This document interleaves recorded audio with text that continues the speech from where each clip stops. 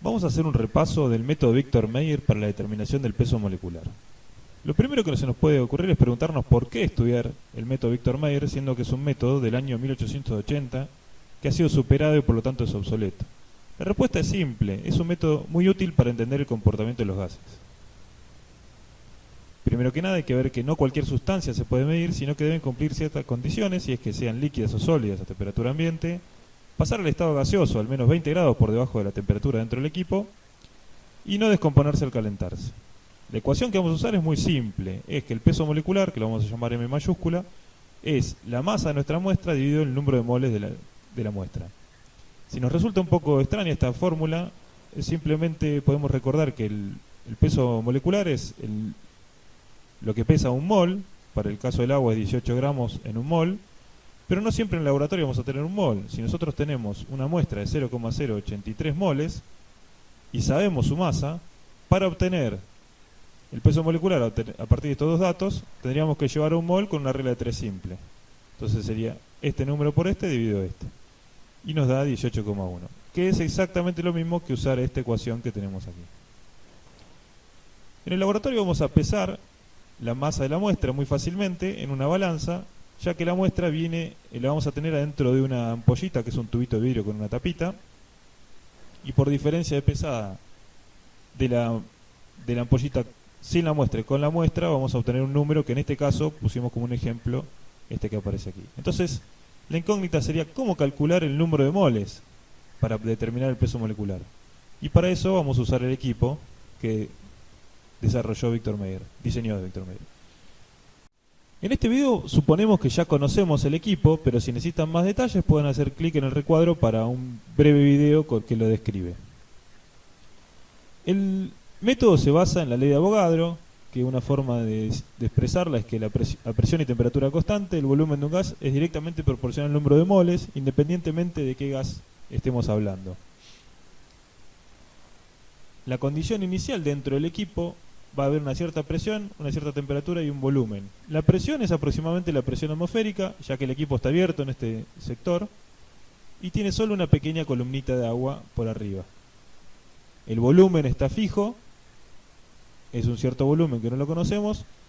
La temperatura es constante porque en este sector hay 100 grados aproximadamente por la ebullición del agua, que es el líquido calefactor, y en este sector hay 20 grados. Entonces, con esas condiciones iniciales va a haber una cierta cantidad de moles de aire dentro del equipo. Vamos a suponer un número, como un ejemplo, que hay 0,5 moles. Entonces vamos a ver qué pasa cuando tiramos la muestra.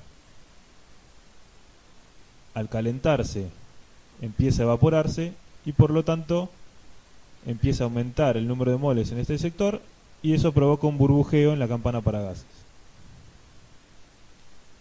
Sin embargo, una vez que termina el burbujeo, la condición final dentro del equipo es prácticamente la misma. El volumen no cambió, la temperatura tampoco, en ningún sector, y la presión tampoco, porque de vuelta en este punto tenemos solamente esta columnita de agua, o sea que la presión adentro del equipo es prácticamente la atmosférica.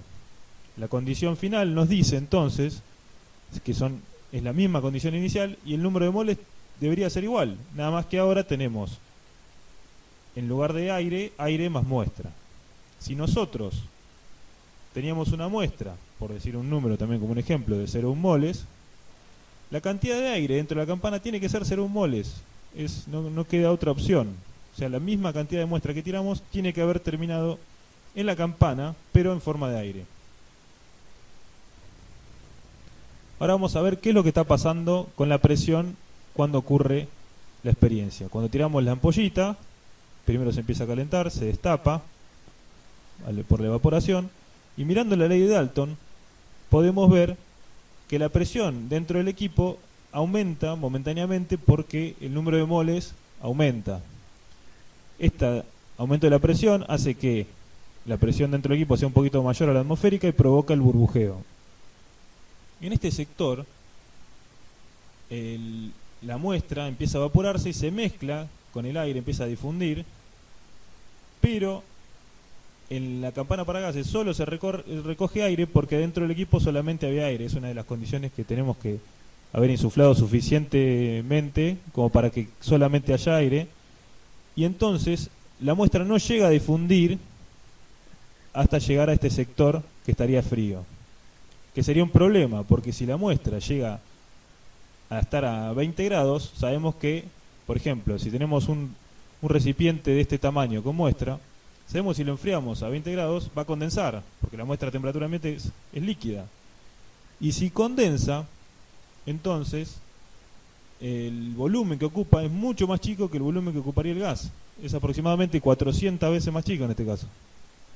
Por lo tanto, el burbujeo va a ser mucho menor. Es decir, si en vez de llegar aire a este sector llega muestra, en lugar de burbujear, va a condensar y no se va a producir el burbujeo. Entonces vamos a ver qué tipo de error cometemos cuando ocurre esto. Nosotros, para este caso, habíamos pesado la muestra, nos dio una cierta masa, esta está fija, y vemos qué pasa con el número de moles. El número de moles lo vamos a obtener con la ley del gas ideal, suponiendo que el aire se comporta como un gas ideal, que es una buena aproximación porque la ley del gas ideal se cumple a presiones bajas y altas temperaturas. Una atmósfera aproximadamente es una presión baja para un gas, y 20 grados para el aire es una temperatura muy alta, si tenemos en cuenta que el aire, para que pase el estado líquido, tenemos que enfriarlo a menos 190 grados aproximadamente. En cambio, 100 grados para la muestra no es una temperatura tan alta, porque el punto de ebullición es aproximadamente entre 80 y 60 grados. Entonces, la muestra no necesariamente se va a comportar como un gas ideal y nos va a producir un error. Sin embargo, el error que se produce es aproximadamente entre un 5 y un 10%, lo que, como vamos a ver en los cálculos, no nos afecta a la determinación del peso molecular. Ahora, si combinamos ambas ecuaciones, o sea, metemos esta ecuación dentro de la otra, obtenemos esta ecuación que nos dice directamente el peso molecular. Entonces, como vimos hoy, si por algún motivo a la parte fría del equipo llega una sustancia que condensa a 20 grados, esto puede ser porque pusimos demasiada sustancia, o porque la ampollita se quedó trabada en la parte superior del equipo, o porque había un remanente de una prueba anterior, o sea, de muestra de otra prueba, o había vapor de agua, esto va a hacer que esa sustancia condense, se forme una gota y no burbujee tanto. Por lo tanto, el volumen obtenido en la campana para gases va a ser menor al que deberíamos haber obtenido, y el peso molecular va a ser mayor al que deberíamos haber obtenido. Por lo tanto, estamos cometiendo un error por exceso. Otra fuente de error podría ser que tardamos demasiado en arrojar la muestra, y entonces, como es una sustancia relativamente volátil, perdimos parte de la misma y va a haber también menos burbujeo y cometemos el mismo error por exceso. Siempre recordemos que antes de apagar el equipo, o sea, de apagar el fuego, tenemos que destaparlo. Esto es porque si no, al enfriarse el equipo puede, al disminuir la presión, puede succionar agua, y al entrar agua nos va a dificultar pruebas posteriores, no para nuestro experimento, pero sí para los próximos experimentos. Bueno, para detalle de los cálculos está el video siguiente.